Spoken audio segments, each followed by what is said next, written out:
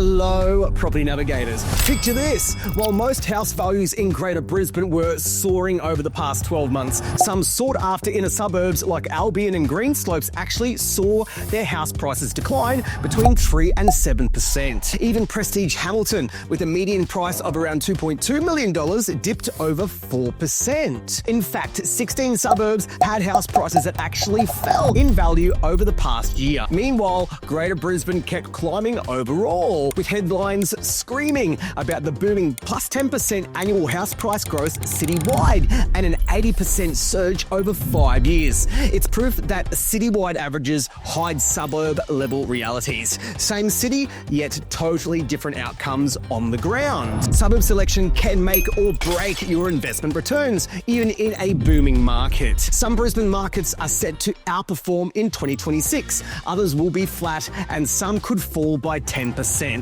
So one misstep could cost you tens of thousands of dollars and set you back years. Today we'll run through which 16 suburbs went backwards, by how much, and explain some key reasons behind suburb underperformance. I'll also show you a fast technique that you can use to check out suburbs yourself to spot top of the market danger signs, so you don't buy in the wrong suburb. Let's rip straight into listing the 16 Brisbane suburbs where houses lost value in 2025. Let's kick off with the highest losses first. We have Ansted that lost 10.2%. Albion lost 6.6%. Woolowin 4.7%. Hamilton 4.1%. Fig Tree Pocket 3.8%. Greenslopes lost 3%. Fairfield lost 2.7%. And Lutwyche lost 2.1%. Now, the rest of these suburbs each fell under 1.5% of their value. So we have Sandgate, Sherwood, Kenmore Hills, Taringa,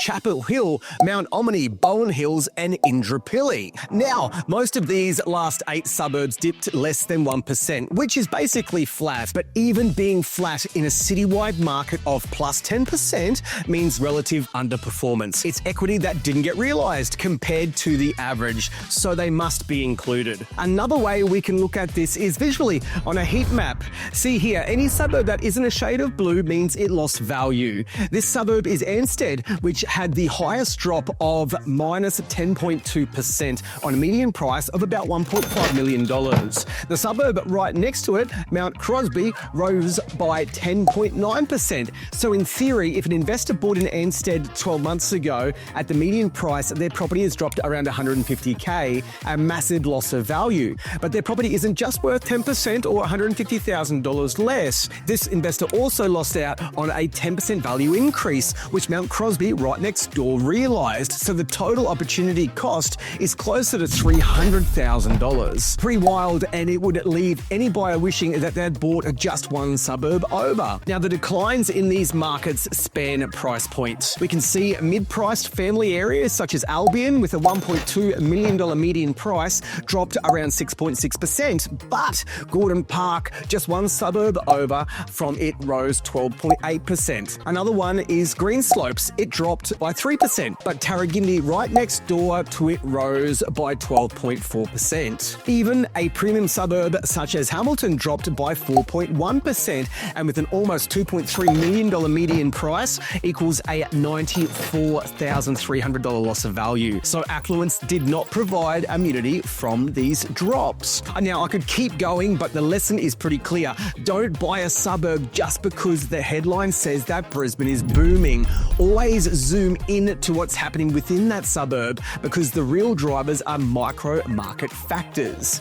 So what's going on? What do underperforming suburbs usually have in common? Typically one or more of these mechanisms that sink suburb growth. Number one, affordability ceilings. Sometimes a worst performing suburb isn't losing in absolute terms, but consolidating from past gains. They boom earlier, then pause while other suburbs play catch up. That means after a strong run up, some suburbs hit an affordability ceiling where typical buyers can't or won't stretch further at prevailing interest rate repayments and income levels. Even with decent amenity and low risk, price growth can pause or retrace until incomes and rents catch up or rates ease. In moderate volume suburbs, these small shifts in buyer depth can make a big difference in capital growth. An example here might be Sandgate, which boomed early and then cooled off. But in the year to date 2025, Sandgate dropped, dipping 1.4% over the previous 12 months, correcting to the market while other suburbs around it played catch-up. A mild dip such as this after a strong run can often signal poor timing rather than structural weakness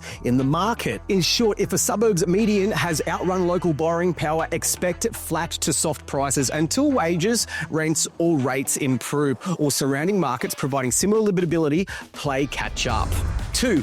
New supply. When buyers and valuers identify a pipeline of new dwellings within close proximity, like large unit or townhouse projects, upzoning or precinct redevelopments, price growth often stalls until that supply is absorbed. So, if you can point to a clear incoming supply story, assume longer absorption and flatter prices unless demand is demonstrably outpacing listings. Oversupply is a long-term value killer. Prices can take years to recover if the market is flooded with options. But on the flip side, tight supply markets with limited new land or construction tend to see stronger upward price pressure. 3. Market dynamics. Now this is an important one, so we'll focus the rest of today's video on the topic. It's all about understanding the relationship of demand and supply in a suburb. In several of these underperforming suburbs, we saw inventory building up.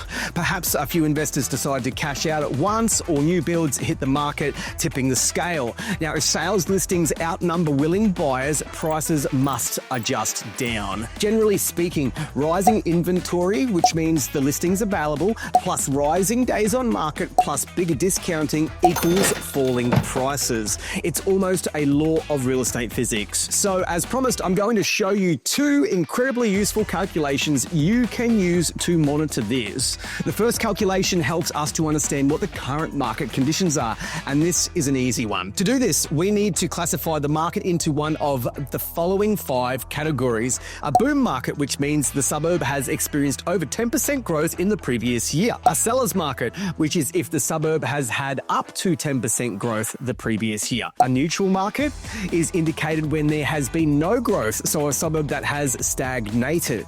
A buyer's market is indicated by the suburb having dropped up to 10% in the previous 12 months. And lastly, a stressed market is where a suburb has dropped over 10% of its value in the previous year. To begin our analysis, simply visit realestate.com.au and examine the price changes in properties over the past 12 months in the suburb profile section. For instance, consider Eden's Landing in Queensland. Looking at the data on the suburb profile, we notice that there has been a 7.9% change in prices over the past 12 months. This 7.9% shift indicates that Eden's Landing is positioned as a seller's market, meaning sellers have the upper hand. So as a buyer, you need to go in strong and with a reliable buying strategy. Now, the next question we need to ask is, will this market maintain its current momentum, or is it showing signs of cooling down? Here's how you calculate what future market conditions might look like. You simply take the number of sales over the past year and divide by the current number of listings. Continuing with the Eden's Landing example, there's currently been 63 annual sales, and when we divide that by 11 current listings, it equals 5.7. This means there are roughly 5.7 or 6 properties being sold for every 1 property that's being listed. The goal here is to monitor these markets monthly. If the ratio moves backwards toward a 1 sale to 1 listing ratio, then that market would be cooling. Now on to our second calculation.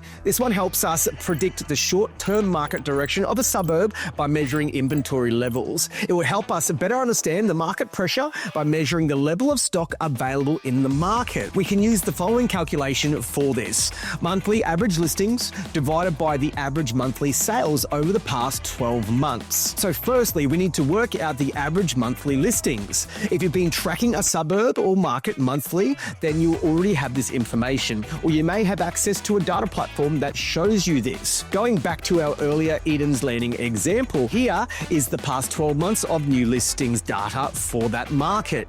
The average number of new listings per month over the past year calculates out to be about 4.41 properties per month. Tick. Next, by using realestate.com.au data, we can see that 63 properties were sold in the past year. To work out the monthly average, we simply divide 63 by 12, which gives us an average of 5.25 sales per month. So by applying this method, 4.41 divided by 5.25 equals 0.84, meaning there is 0.84 months worth of supply. So under 1 month of supply available in this market based on current sales per month. From calculating this, we can reasonably assume that current stock levels won't be sufficient to meet demand, potentially leading to upward pressure on prices. And if demand remains steady or increases, the supply, which is already very low, might even become tighter again, increasing pressure in the market. But as we've covered off already, possibly not if affordability ceilings have been reached,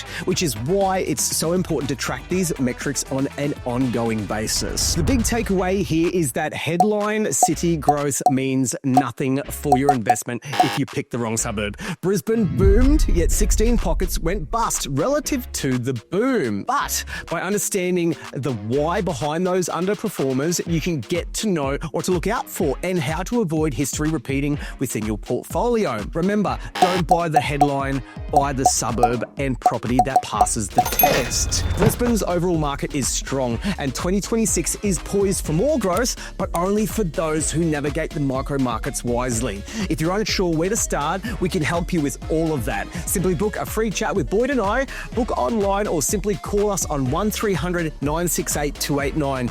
Boyd and I personally answer every single call. Until next time, happy property navigating.